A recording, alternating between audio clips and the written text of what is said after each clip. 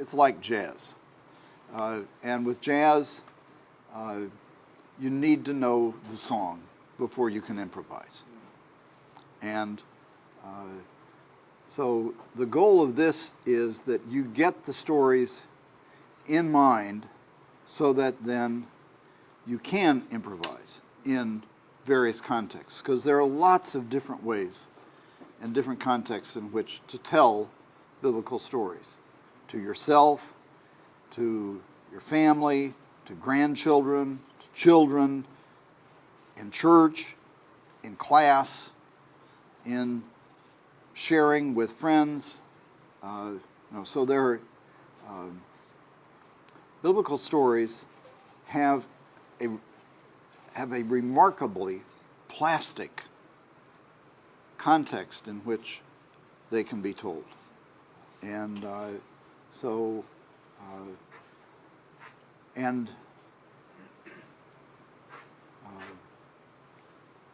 but at the heart of that is that you know the story, so that you feel confident that you can tell it. We're not going to have as a goal to memorize it word for word. There are people who do that, but that isn't going to be our goal. But I'd say another goal would be to get through the story from beginning to end without adding anything of major importance and without leaving out anything of major importance. So that would, that would be another way of defining the goal. There is such a thing as trained memories. There are things that you can learn about how to learn. That is, to put it simply, the human memory is absolutely remarkable. But most people think they can't remember things. So all of you speak English with some fluency and competence. That means your memory is fully functional. When there is memory deprivation, people can't speak very well. So your memories are all fine. But what happens is that people try to learn things in ways that don't correspond with the way that your memory works. And so to understand how memory works then makes it easier to learn things. Because your memory works fine, but what happens is that often people don't learn things in a way that fits with the way your memory works. The major problem is recall. I'm so glad I'm here. Me too. She's like, is this a guarantee? Well, I can guarantee that your memories work. And that you'll be able to learn these stories just fine. And if you utilize some of the techniques and do things that correspond with the way your memory works, then you'll learn them more easily and more rapidly and with a greater sense of security if you want to tell stories. So, and it is the case that with age, our memories decline in their ability to retrieve things that are there. So, that is a reality. That started when you were 10. So ever since we're, from the age of 10 on, human memory gradually declines. So the time to learn things, is before the age of 11. And so I can remember so many things from when I was a kid. Right. Yep. When I can't remember where I put something today. Exactly. Yep. But I know one of the major thing to do about it is to keep learning things. It's like everything else. You use it or you lose it. And so the best way to keep your memory functional and well is to use it. So it's a really good idea. And there's nothing more meaningful and that has wider usage than biblical stories. First element is sensory registers. In your brain, there are separate registers for each of the senses. So if you just notice it now, you can pay attention to the sounds, you can pay attention to what you see, you can feel the chair that you're sitting on, or your feet on the floor, you can smell what's in the air, and you can taste whatever memory there is of dinner. All you have to do is notice it, because those registers are happening all the time. So they're constantly recording your sense experience. And the deepest and most pervasive involuntary memory is the sense of smell. That's what stays with people longer than anything else. Next is the sense of sight.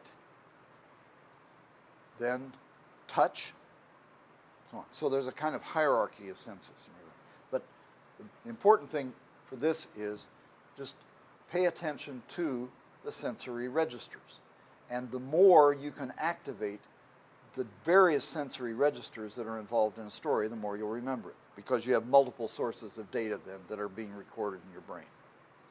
Now, there are three primary senses that operate in relation to storytelling: seeing, hearing, and moving, doing. A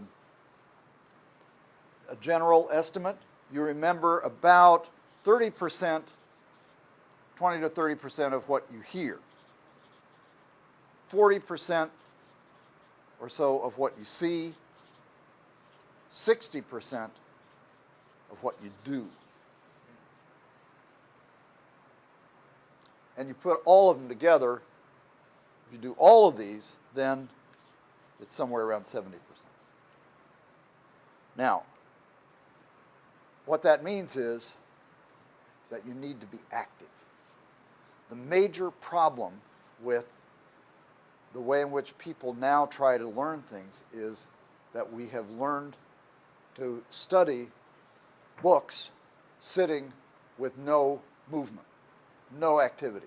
That's why the lion hunt is so important, is to get us out of literary habits and into the habits that, in fact, are how memory operates, which is doing.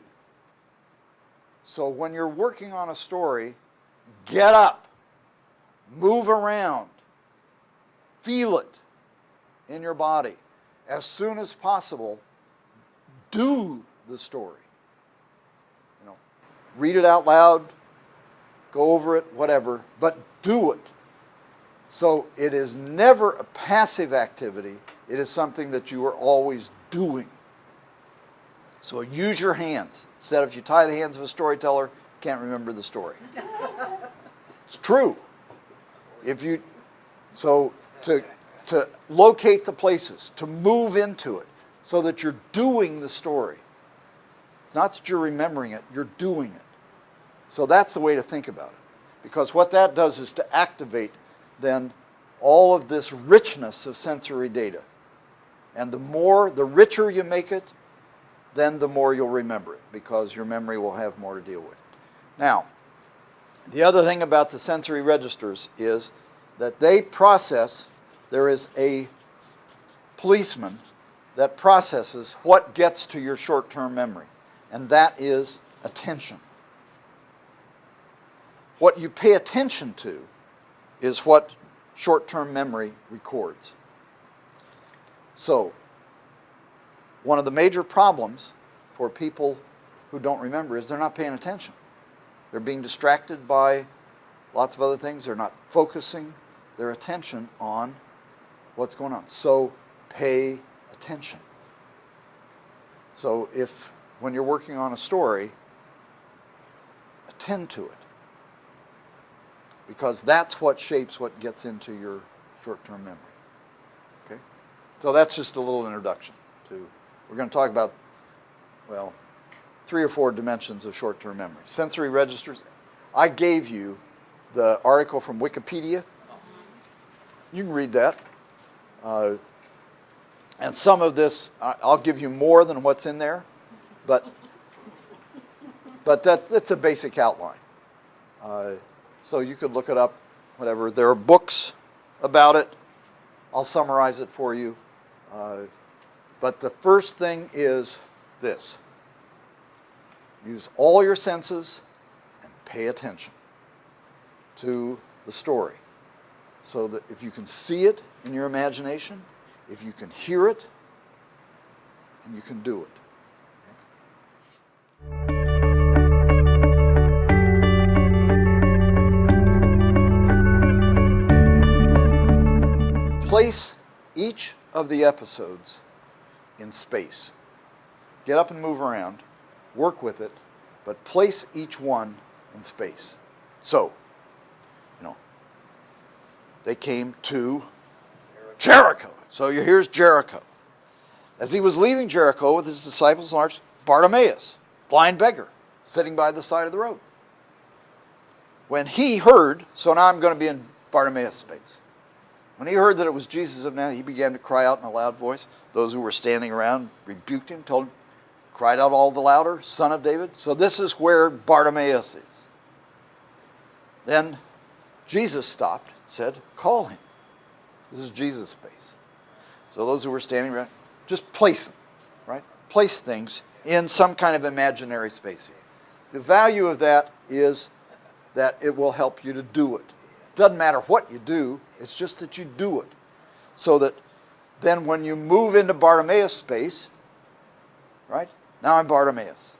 This is Jesus. Those who were saying, whatever. Then they stood together. Jesus said, what do you want me to do for you? And Bartimaeus said, my rabbi, I want to see again. Jesus said to him, go. Your faith has saved you. Okay? So just whatever. Do it. You're Place it. scenes and playing characters. Right. So in storytelling, you present all the characters, and the most important character is you. Because the storyteller is, in storytelling, it's me, storyteller, and it's you, folks listening. That's it. It's just us folks in the story. So I have to recreate all this, but you also have to participate. Well, I have to invite you into that space, into that imaginary space that we are creating together. But that's where it is. Now, if at some point you get lost and can't remember, then move into the space and be there and see what's there. So you can sometimes remember where to go. You may not remember what's there, but just do it. And that generally will trigger the memory of the words.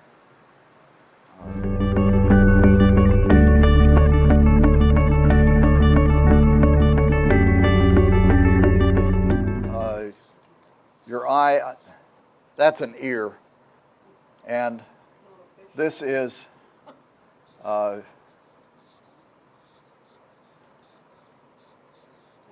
right?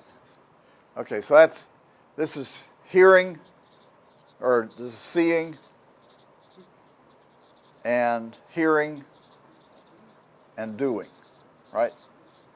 So these are sensory registers. Motor memory, sight memory, sound memory.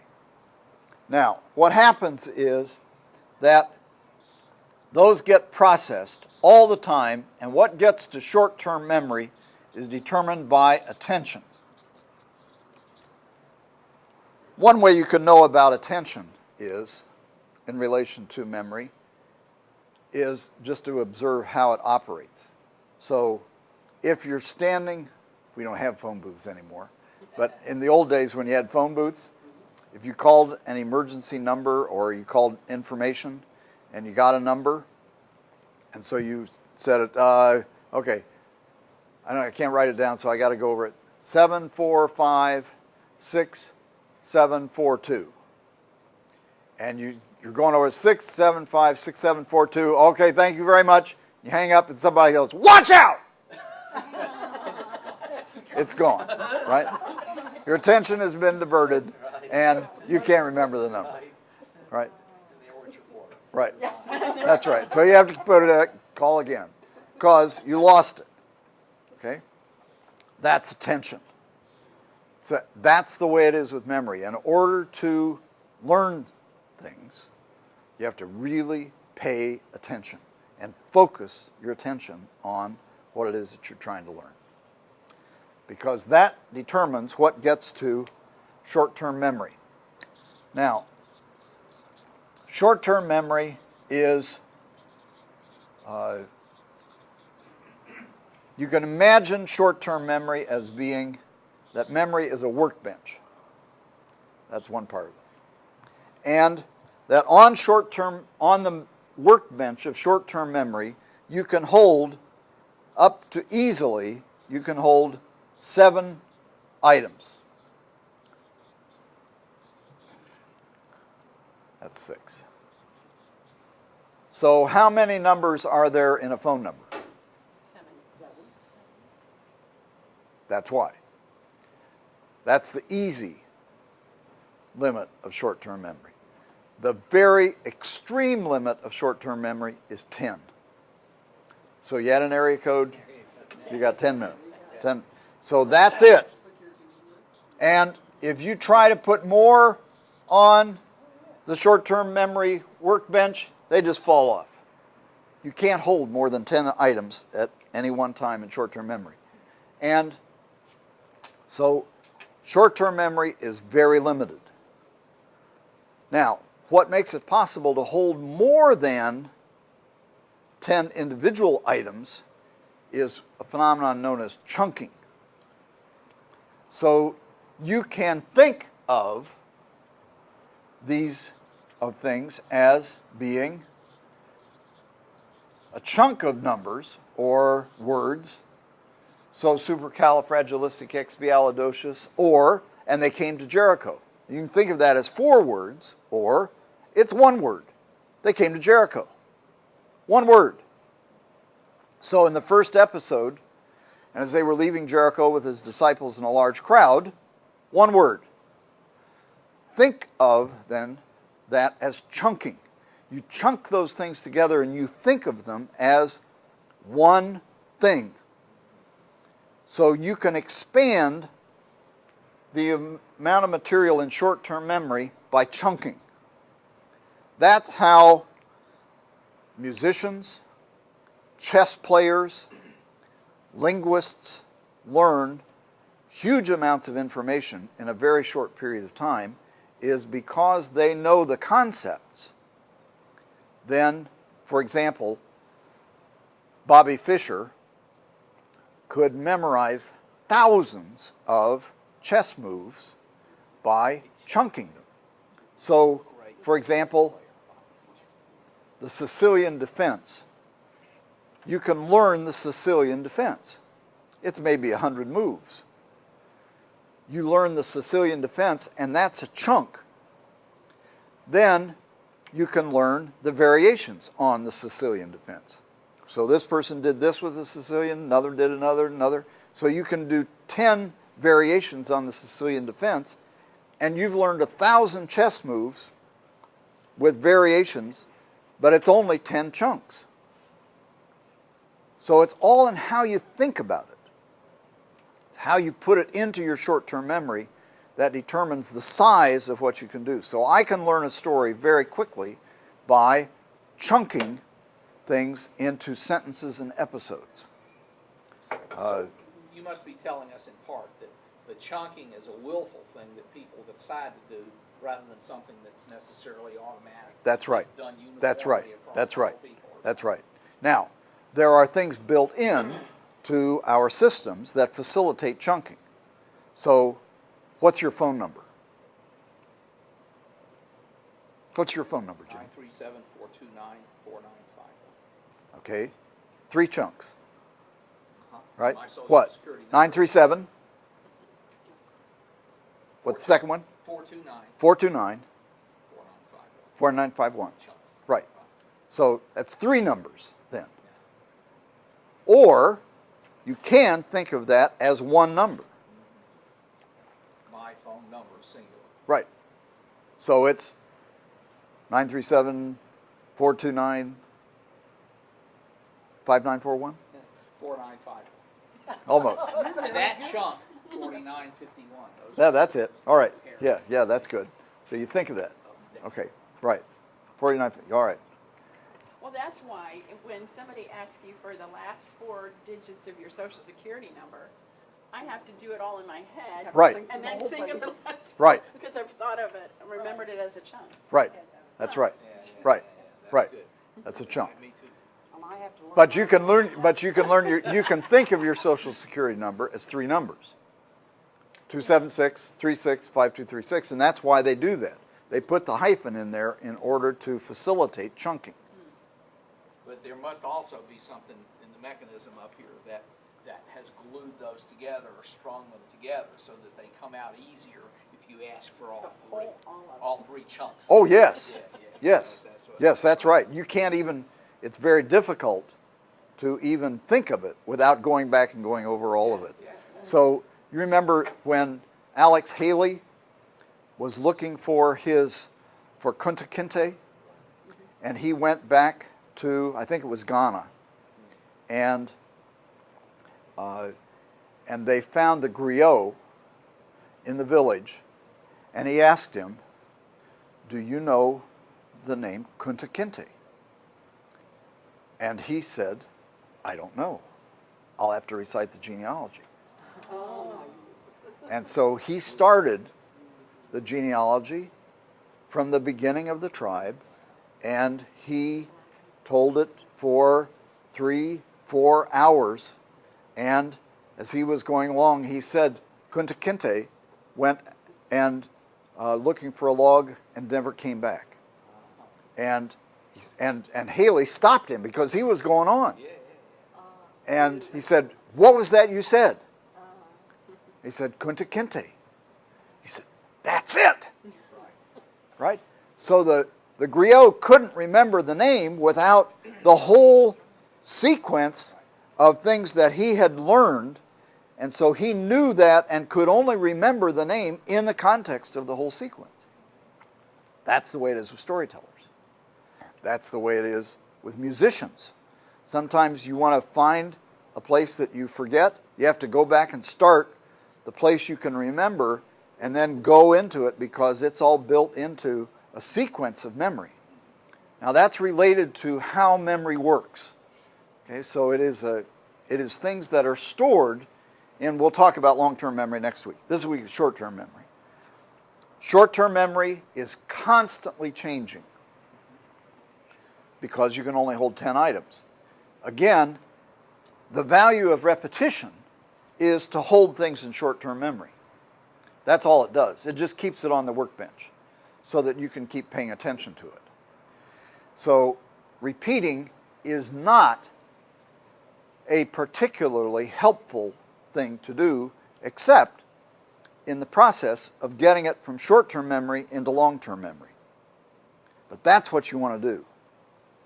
So you hold it and you try to chunk as much as you can of what is in short-term memory. And that's all in how you think about it. It's all in what you do mentally.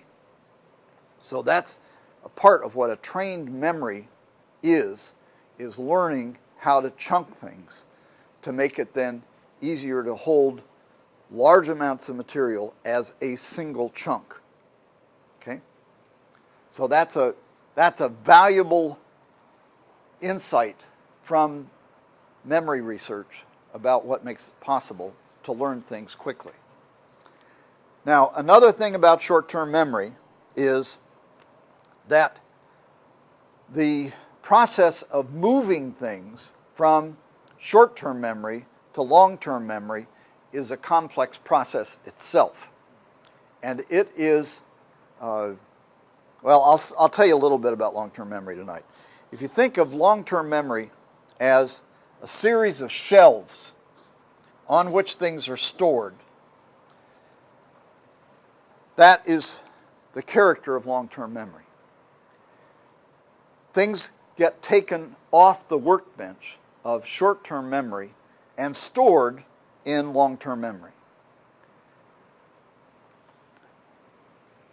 As far as we know, there are no limits to human memory. No one has found in any of the research that has been done, as far as we know, it is virtually infinite because we've found no limits. And they've tested that. So, computer memories and so on are vast. Same with human memory. It's vast. The potential of our memories is far beyond anything that we ever use. However, we also know that there are vast amounts of things stored in our long-term memory that are there that we weren't consciously aware were stored there. So that's what the oldies but goodies radio stations major in. They play these songs. People hear them from the 50s or the 60s or the 70s. And there was something that happens when, in the ages between 13 and 17, those songs that you heard in that time frame are indelibly written in your long-term memory. And everybody has that. They found that. That with those songs, they'll play them and people's heart rate goes up. Their brain activity increases. Now, there may be other things that they'll remember, but the things that they remember from that time frame has that, it has something to do with hormones, I expect, and what's happening in that time of life. But that's what the 60s, 70s, 80s radio stations do. They play that for people who grew up in that time frame. And for those songs, whatever they are, you hear the song, boom! There are all these memories.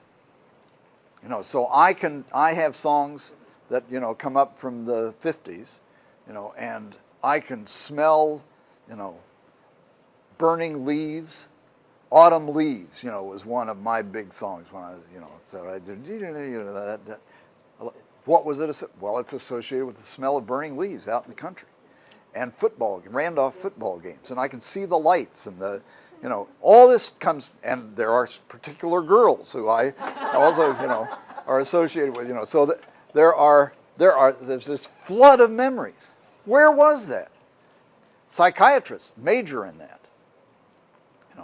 What they've discovered is that the memories that are present in people's minds shape their present behavior. But often that's unconscious. If you bring it to consciousness, then, well, how do you do that? Well, you lay on a couch or you sit in a positive listening environment, and you'll start talking about things, and somebody will ask, this flood of memories of things from childhood or traumas or things that have happened that you weren't even consciously aware are present there. Or it will happen that somebody will say something or whatever, and bingo, there it is. You couldn't even remember it, but there it is. Well, that means that what's present in long-term memory is a vast amount of material. The problem is you can't retrieve it. And what happens with these things is it touches into a link in your memory, and then all this stuff that is stored in long-term memory comes pouring out. There it is. So another part of the process of memorization, of the functioning of memory, is to store things in long-term memory in ways that will make it easy to retrieve. So memory is partly thinking and storing things in long-term memory in ways that make it then retrievable. So that's another set of clues. So that's one thing I wanted to say about memory tonight. The other thing that I want to say about memory is that there are two kinds of memory. We now think of memory as head memory, as something that goes on in the brain. And that's what I'm describing here, in part. But in fact, another thing that has become clear is that the memories that are deepest and that are retrievable are things that are stored by heart. That is, it's memory with feeling.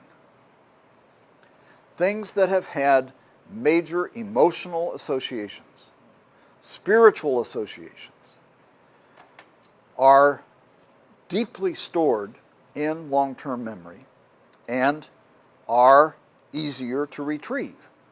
And they have a deeper place in memory. So memory is not just surface stuff, which is what is associated with memorization. So I talk about interiorization or internalization of biblical stories, which means that you learn it by heart. You learn it with feeling.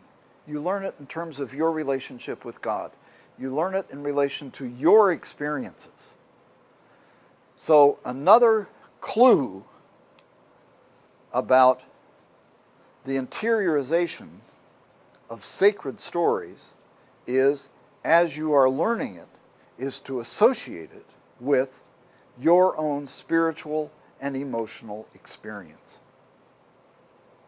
And to also allow it to get into all of your body, so that it isn't just in your head, but that it has associations that are built into your muscles, into the deeper parts of your body, so that you store it in your gut, so that you store it in your heart, so that when you remember it, you're not just remembering words, you're remembering experiences.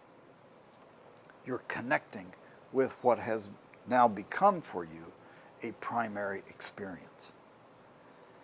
That's how religious stories function in human life. They touch the deeper parts of human experience, and specifically our experience with God. I experienced that after I got hit by a car in 1974. I had done my dissertation on Mark as a storyteller, and I had learned most of the Gospel of Mark. I had learned all of the Passion narrative in Greek as well as in English. So this is the beginning of the Passion narrative. Ein de ta pascha kai adzima meta dua himeras. Kai adzetun hoi ake res kai hoi grammates pos auton apoktenosin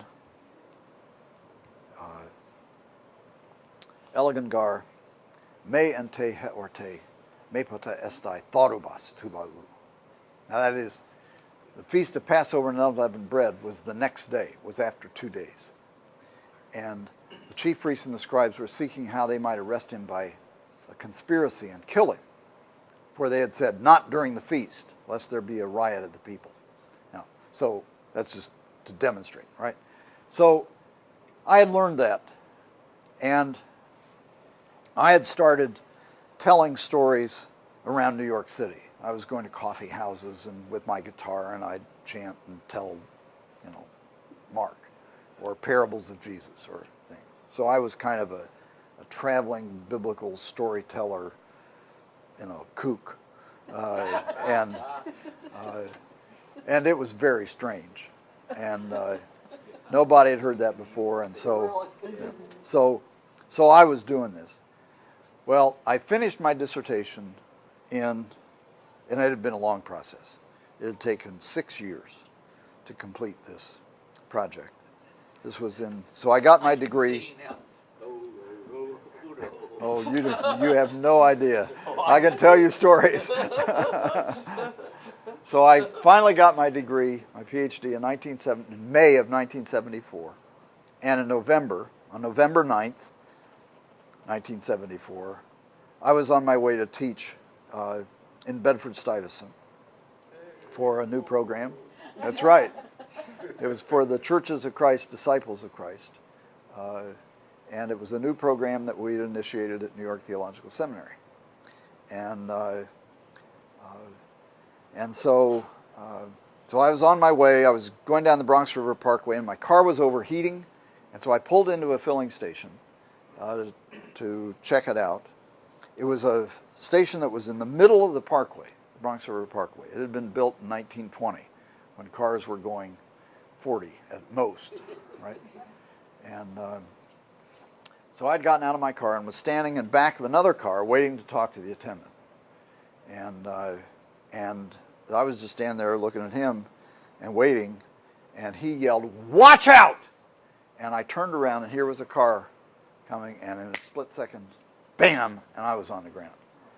And so he had come off the parkway, was going too fast, and he fishtailed, he slid on an oil slick, and he hit me. And so I was standing here, this was the car, he hit me like this, and he ended up, next to the car. If he had hit me straight on, I probably would have been killed. And as it was, so I was very unlucky and I was very lucky, both. So both my legs were severely, my one leg was smashed and the other one was fractured. And so I was in casts for 6 months, and I was out of work for a year.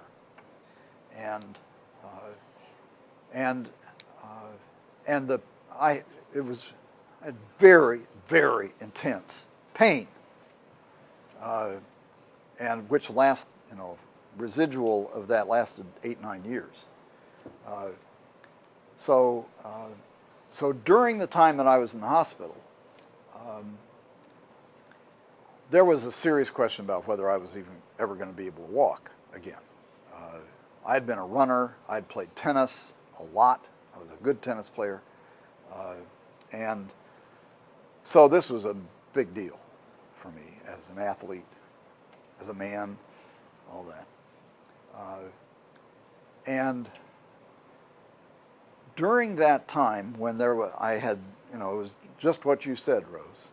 It was, I was working, full-time, fully engaged, all this, and in a second, bam, there I was, and in a bed, in casts, and trying to recover. I found during that time that the stories that I had learned were the most important resource that I had for dealing with the stress of that time. So I started telling myself the stories that I had learned. Stories from the Passion narrative. I can tell you stories about that. There were, well, I won't go on. Why you walking? Yeah, me too. That's a great gift. I told myself the story of the healing of the paralytic hundreds of times. And during the whole process of rehabilitation, when I had physical therapy for almost a year, and what that involved was, when your leg has been immobilized for 6 months, what happens is that the joints are frozen, and the only way to get them. This is what the physical therapist told me. He said, there are 2 ways we can do this.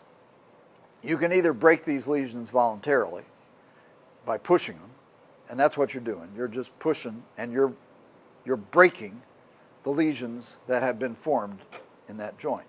Or, if you can't do it, then we'll put you in the hospital, and a surgeon will take it, and he'll go, and then you will have extreme pain for a long. So that's your choice, one way or the other. So I decided to try to do, the physical therapy thing, and push it.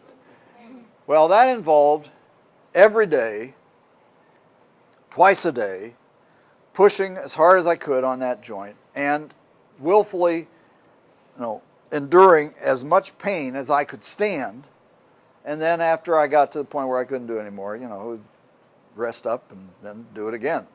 And sometimes I would do it. Sometimes I wouldn't really push it, So there was lots of opportunity for confession of sins and failure and unwillingness to suffer and so on. So I told myself that story over and over again. And it became a mantra for me that literally, my experience, enabled me to get up and walk again. So Jesus' words, I say to you, get up, take up your pallet, and go home, that was music to my ears, and I knew I could do that. But I had to rediscover that every day. So what I learned out of that experience is that what Rose just said is true. The stories that you know by heart, the verses of Scripture that you know by heart, are, in times of stress, the only thing that you have to draw on. I couldn't read. I was on pain medication that was so strong that I'd try to read. I'd fall asleep in 10 minutes. I still fall asleep involuntarily. But I always did, sort of, in the afternoon. But, it's been more since. But during that time, I couldn't read more than 10 minutes without falling asleep. I could watch TV, but I couldn't read. And so that was part of the process then of realization about how deeply stored those memories are. When you can't think anymore, you can't read. I'd try to read the Bible. I couldn't read it. I'd just fall asleep. So the things that I had to draw on were the things that I knew by heart. So another good reason for learning biblical stories and these things is in preparation for whatever stress is ahead. It's a wise thing to do. And so after that experience, what I realized was that I wanted people to know biblical stories by heart. And that was part of my calling, was to enable people to do that. Not primarily to be a performer, but to be an enabler. And that's what, the network of biblical storytellers, thousands of people have learned to tell stories because of, what I've done. So that was primary learning about the centrality of the deep interiorization of the stories of God. So I recommend it to everyone. And it's a wise, it's a great gift. It's a gift from God.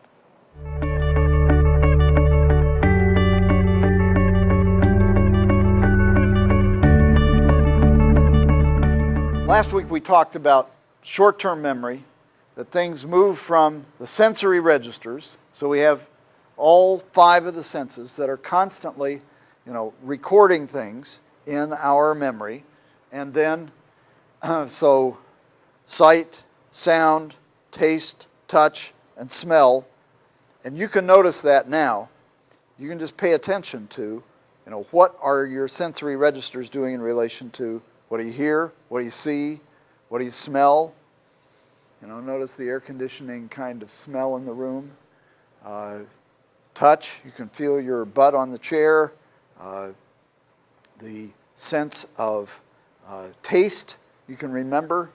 Yeah, let's see. Yeah, there's I had applesauce and some kind of meat dish.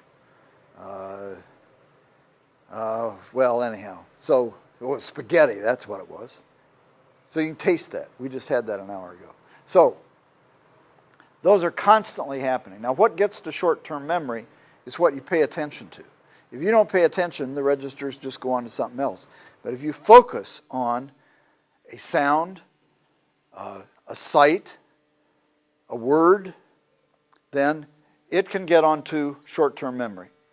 And we went over short-term memory in regard to that you can hold up to 10 items at any one time in short-term memory. And the size of those items can be expanded by chunking. So that's why thinking of the sentence of a story as being just one word. So for example, and Joseph went up from Galilee, from the city of Nazareth to Judea, to the house of David, which is called Bethlehem, to the city of David, which is called Bethlehem. That's all one word. So you can just think of it that way. Well, that's chunking. And so you can hold these things in short-term memory, but that's constantly changing by new things that are getting put on the short-term memory bench. What happens in memory is then that things are taken off of the short-term memory bench and placed on the shelves of long-term memory. Now, as far as we can determine, there are no limits to what can be stored on the shelves of human long-term memory. There have been found people who have vast amounts of things stored, and as a matter of fact, all of us do. The issue isn't whether or not we have it stored, it's whether or not we can retrieve it. And so that's one of the things that, for example, old-time goodies, golden oldies, movies, radio stations. There are 50s radio, there's 60s radio, 70s. Why is that?